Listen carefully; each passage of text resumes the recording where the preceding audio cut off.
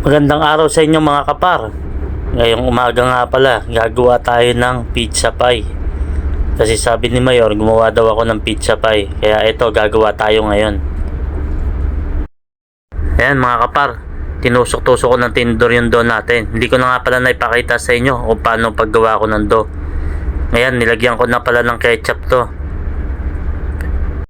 Pizza sauce at tomato ketchup lang na pinaghalo yan. Nilagay ko sa pizza natin.